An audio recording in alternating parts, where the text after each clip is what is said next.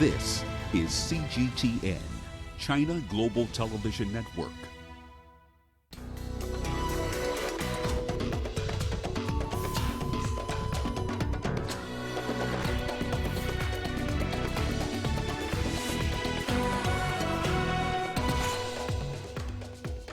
Egypt leads separate talks between warring factions in Libya. And we show you how the spread of the coronavirus has affected many businesses in Nigeria. Hello and welcome. You're watching Africa Live. We're coming to you live from Nairobi. I'm Hannah Viviers, here with stories making headlines. Libyan doctors tackle the COVID-19 outbreak amid raging conflict. And the South African government warns airlines of violating health and safety rules. Well, the international community has been playing an important role in the bid for peace in Libya as talks continue in Morocco and Switzerland. Egypt has been holding talks between representatives of the Government of National Accord and the eastern-based Libyan parliament. Reporting from Cairo, here's CGTN's Adel Amrouchi. Egypt believes a unified military institution and subsequent disarming of militias will end the conflict in Libya. Cairo also doesn't want extremist groups to rise to power in its neighboring nation. Yet despite its clear support to the Eastern Bloc, Egypt this week is holding talks with representatives of the Government of National Accord. Egypt is truly open to holding talks with everyone, with the parliament, the LNA and the GNA. Turkey and the GNA realize that there is no military solution to Libya's conflict. Turkey's economic interest with the GNA comes before anything else. Now, to reach a political solution, they don't have any option but to go through Egypt. In August, Egyptian President Abdel Fattah el-Sisi threatened military intervention in Libya if the Turkish-backed forces advanced beyond the strategic cities of Sirte and Al-Jufra. Since then, the fighting has largely stopped. Now Cairo is trying to push forward a political roadmap which the Libyan Eastern-based parliament initiated. Egypt has been increasingly influential in Libya as a regional and Arab partner. Countries rely on each other for their national security. The GNA's visit to Cairo is to find what solutions they could reach, if any. They are discussing holding the military territorial advances to the current dividing line. Egypt, however, is not the only country which has held talks this week. Morocco brought Libyans together to seek the criteria for appointing leaders in key positions like the National Oil Company, the Central Bank and the Libyan Army.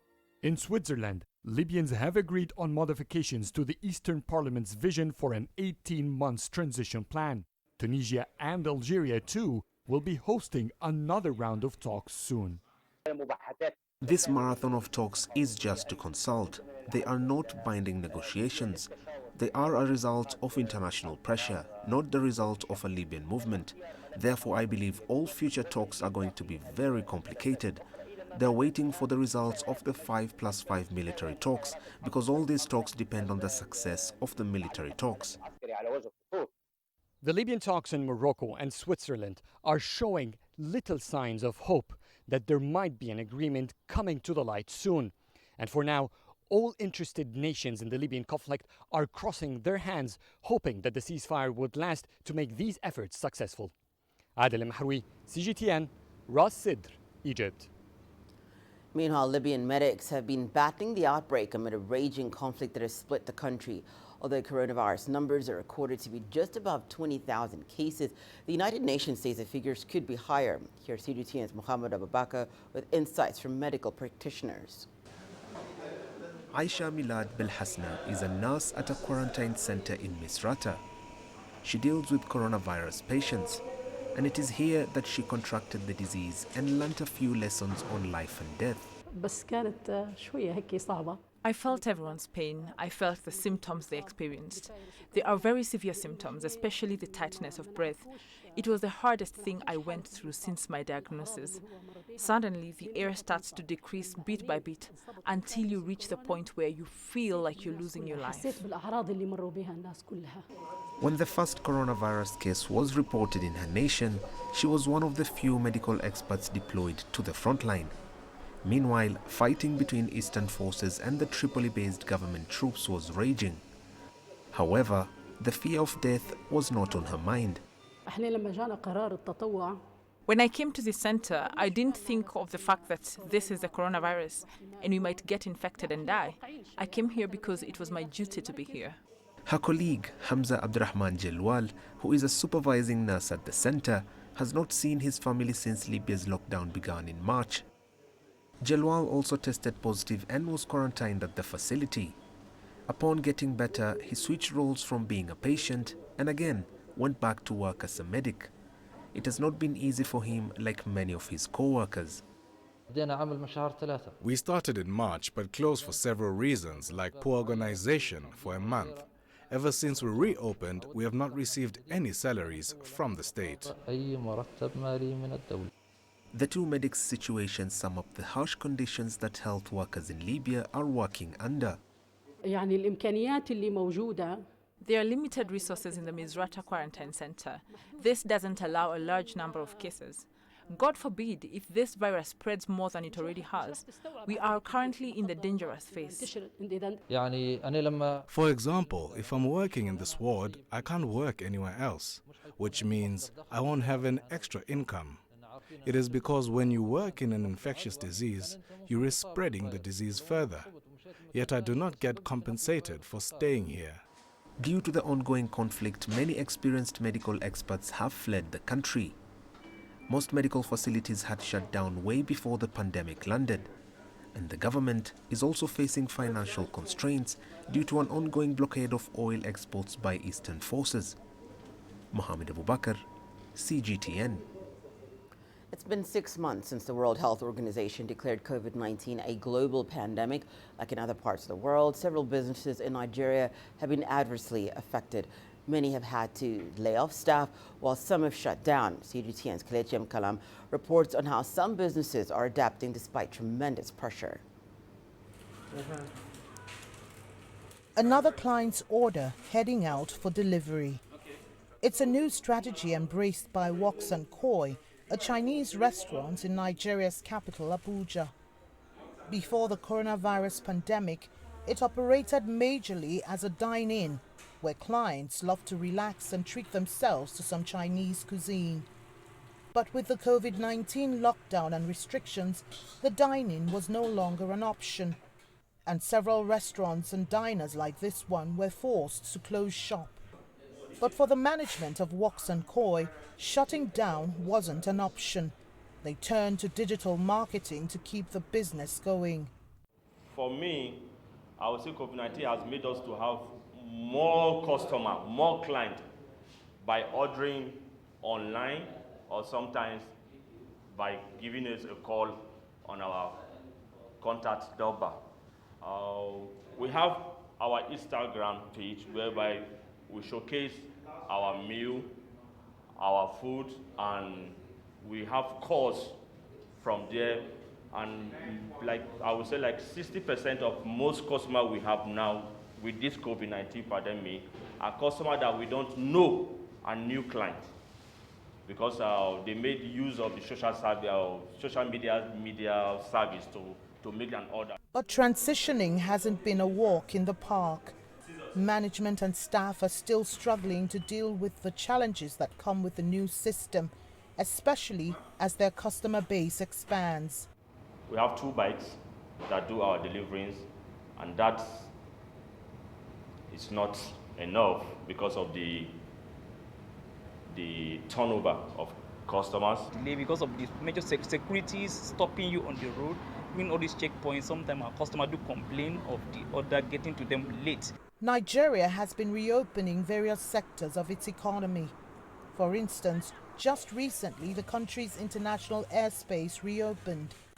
And although the impact of the months of lockdown has been hard on businesses here, like Woks & Koi, several businesses are seeking innovative ways of turning the adversity into opportunities as they explore new ways of keeping their businesses afloat.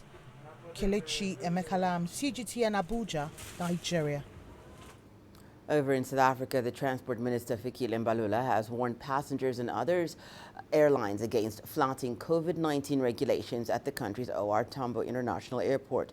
The airport is the country's largest and serves as the main hub for national carrier South African Airways. CGTN's Judith Njambela reports. Transport Minister Fikile Mbalula is quite livid.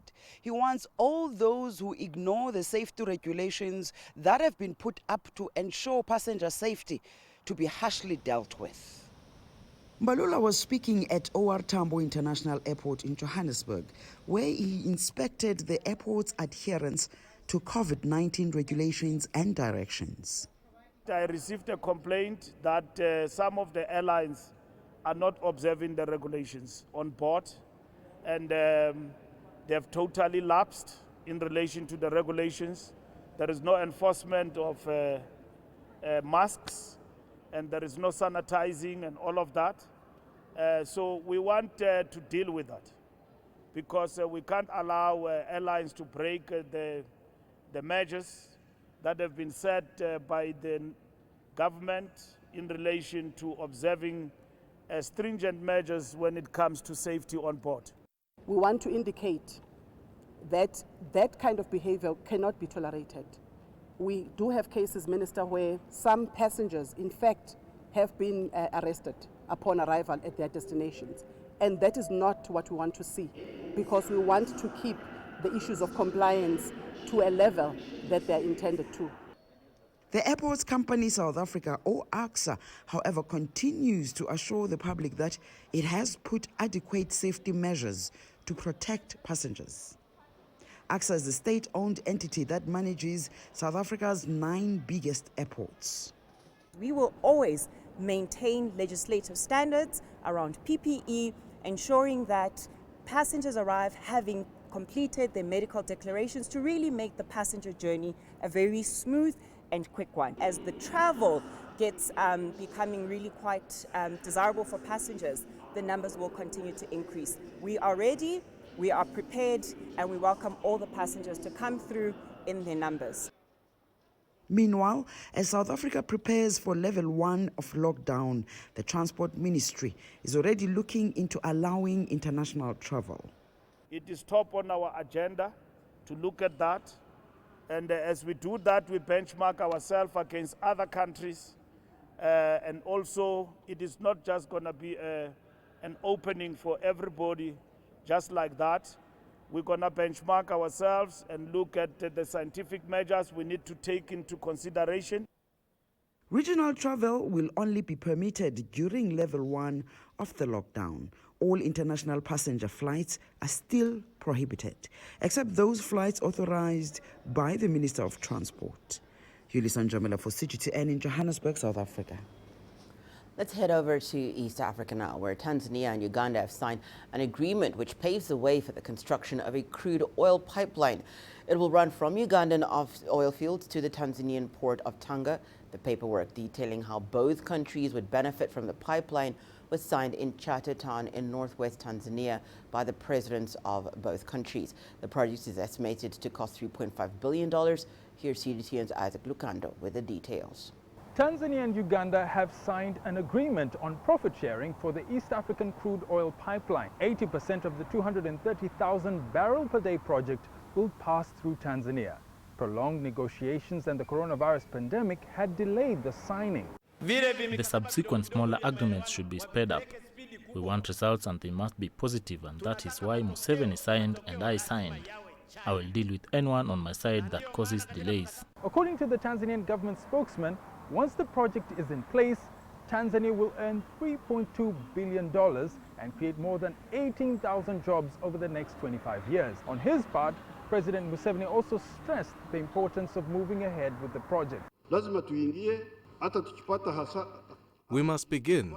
Even if we get a loss here and there, we will have already begun. Once we enter, we will learn. We will get the money to start other things, and we will do our things better. In response to critics, Tanzania says it will allocate more than $13 million to compensate communities that will be displaced by the pipeline. Construction is expected to take 36 months to complete, but a start date is yet to be confirmed. Once complete, it will be the longest heated oil pipeline in the world. Isaac Lukando, CGTN, Dar es Salaam. In news making headlines outside the continent, at least 100,000 anti-government protesters flooded the center of Minsk in Belarus on Sunday. Around 250 people were arrested. The protests are said to have been triggered by a widely disputed election, which was held a month ago, and the subsequent brutal police crackdown. The demonstrators want President Alexander Lukashenko to resign after alleged widespread ballot rigging. Lukashenko has, however, denied the allegations and accuses Western nations of interfering. The protests come just a few days before talks between Lukashenko and Russian President Vladimir Putin. Lukashenko is set to visit Russia on Monday for further discussions as both countries begin with their joint military drills. Let's now take a short break. When we return, we'll have more news.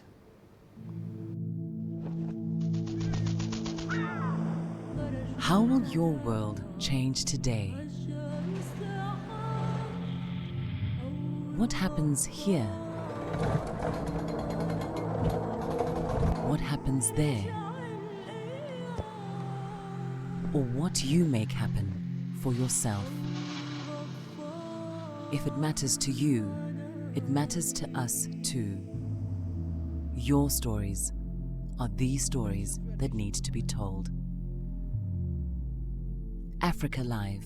Find your voice.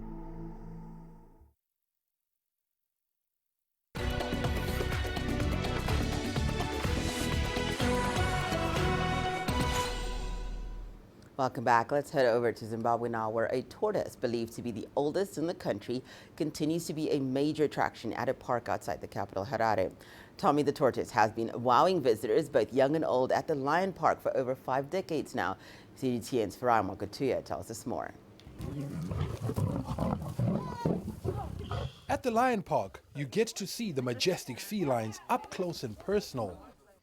But that experience does not match the interaction with the park's oldest resident, the centuries-old Tommy the tortoise. He was brought to the park from Mozambique in the 1960s, but came from the South American Galapagos Islands many years before then. Weighing in at over 500 kilograms, he's hard to miss. Freddy Sato's father used to work at the park and cared for Tommy for several years. Time goes on. He has always been huge. I remember as children, 4 or 5 of us could sit on his back and he would carry us around. But now, age seems to be taking its toll because he is not as active anymore. He moves around much slower now. After decades of interacting with the public, he's used to being the center of attention and doesn't need a cue to smile for a photo opportunity. Tommy is conscious of people's attention. You find that when people are taking photos, he instinctively lifts his head and poses as if he knows the camera is on him. A lot of people love the great photos they take with him. No one knows Tommy's exact age, but he's estimated to be over 300 years old, a lifespan during which he has gained some practical wisdom. Whenever temperatures are about to drop, a day or 2 before the cold begins, he won't leave his shed. He is our local weather forecaster because he is never wrong about the cold. Very rarely does Tommy fall sick, and when he does, it's usually a mild bout of the flu. Now, there could be a very good explanation to his robust immune system and indeed long life. His vegetable diet. He devours more than 20 kilograms of them every day. The other secret could be a good night's sleep, which he gets after a day well spent pleasing hordes of visitors. Farai Mwakatuya, CGTN, Harare, Zimbabwe. Just fascinating. Well, let's take a short break and return your sports. What's coming up? South African Paralympian Ntando Mhlangu aims for success at the Tokyo Games next year. The greatest journeys, the greatest sights, the greatest adventures. Here in Panata, this weir allows the locals to walk on water. We're far more than just TV news. We're your passport to the wonders of Africa. To bring you stories of struggle, survival and hope.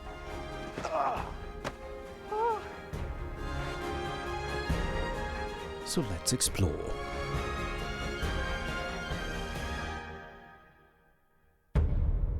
CGTN. See the difference.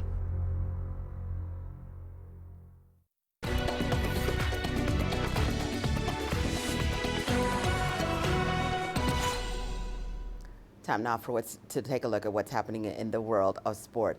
Well, as the world has been grappling with the effects of the coronavirus outbreak, it's been a bleak period for many. But with a year to go to the Tokyo Olympics and the Paralympics Games, there's plenty for athletes to get excited about. One South African Paralympic star is looking forward to lifting the gloom when he takes on the competition in Japan. Here's CGTN CS Duplessis with more. Ntando Mhlangu is an athlete to keep an eye on. As a 14-year-old, he won silver in the 200 meters T42 class at the Paralympics in 2016 and is regarded as one of the brightest talents in the Paralympic movement, which is astonishing considering he only received his blades in 2012. 4 years on from Rio, the high school senior is more determined than ever to improve on his African record and his silver medal. People always ask me what's the one thing that you would have changed if you had to go back to 2016. It would probably be the mindset, focused on a lot of wrong things. You focused on the other guy that's going to take the gold medal. That was the young me at the age of 14 years old. But now mindset-wise, you're thinking about what you do at training. When you're in the race, what you have to do right. Born with a condition known as congenital hemophilia, Ntando Mhlangu spent most of his young life in a wheelchair. The year of his 10th birthday, incidentally, also the year of the London Paralympics, things changed and the sprinter never looked back. It's the ability to move. It's the ability to be able to go from one place to another. In the first 10 years of my life, I wasn't able to move. I wasn't able to go from one place to another. So I think that's why I got love for athletics, is because I was able to get from the start to the finish line. Mhlangu took just a week after receiving his prosthetics to learn to run, and has been getting faster and faster each year with a new record in the 800 meters. But his focus remains on the 200 meters at the Paralympics next year, where he is very much a gold medal contender. As an athlete, you don't train for the silver medal, you don't train for the bronze. Even if you're the slowest athlete in the world, you always go big, you always dream big. So yes, I would love to go for the gold medal. But if that's my approach, then I'm just going for the gold medal, and I want to go bigger than that. I want to go for faster times. I want to change the world. I want to do a lot of things. The remarkable thing about the African record holder is that over 95% of all people with above-the-knee amputations never manage to walk and are confined to wheelchairs. Ntando has certainly defied the odds and is able not only to walk, but to sprint. He is an inspiration and a global Paralympic superstar in the making. CS Duplessis, CGTN, Pretoria, South Africa. In football, Barcelona beat second division Gimnàstic de Tarragona 3-1 in a pre-season friendly on Saturday, with Felipe Coutinho and Ousmane Dembele each making encouraging returns by scoring in Ronald Koeman's first game in charge. Lionel Messi wore the captain's armband in his first match since he opted to abandon his plans to leave Barcelona. French winger Dembele rolled the ball into the net to